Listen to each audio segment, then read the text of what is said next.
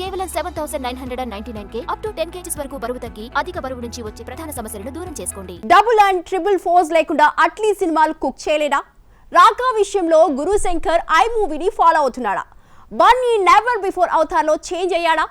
జవాన్ movie నుండి ఇంకా director బయటికి రాలేదా?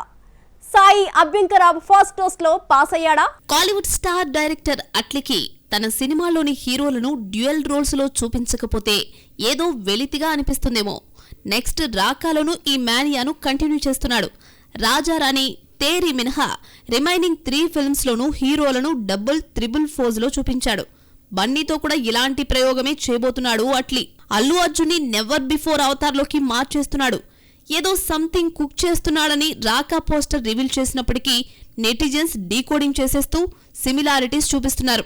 తీసినవి 5 సినిమాలే అయినా అట్లీకి స్టార్ డైరెక్టర్ ఇమేజ్ ఉంది. శంకర్ దగ్గర దర్శకత్వం మెళకువలు నేర్చుకుని ఆనతి కాలంలోనే బాలీవుడ్ స్టార్ హీరో షారుఖ్ ఖాన్ ను డీల్ చేసే స్థాయికి ఎదిగాడు.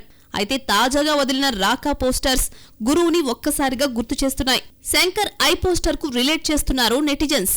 ఇందులో సగం మనిషి సగం మృగం పోలినట్లు ఉండడంతో గురువుని ఫాలో అవుతున్నాడని రూమర్స్ వస్తున్నాయి. అలాగే తన లాస్ట్ సినిమా జవాన్లో షారుఖ్ ని గుండుతో చూపించడంతో ఇంకా ఈ సినిమా నుండి బయటకు రాలేదని కమెంట్స్ చేస్తున్నారు. అలాగే కార్తీక్ కాస్మోరా లుక్ కాపీ కొట్టారని విమర్శలొస్తున్నాయి. సినిమా ఎప్పుడొస్తుందో రిలీజ్ డేట్ అనౌన్స్ చేయకుండా జాగ్రత్త పడ్డాడు అట్లీ. ముందు చెప్పేసి అనుకున్న టైంకి మూవీ రాక పాజిటివ్ కన్నా నెగిటివిటీ ఎక్కువవుతుంది అన్న టైంలో సేఫ్ డెసిజన్ తీసుకున్నాడు. ఇక ఈ సినిమాకు new sensational Sai Abhyankar music అందిస్తున్నాడు. సోషల్ మీడియాలో మాత్రమే ట్రెండింగ్ అవుతున్న make the way for the king BGM కు ఆడియన్స్ నుండి మంచి అప్లాస్ దక్కుతోంది.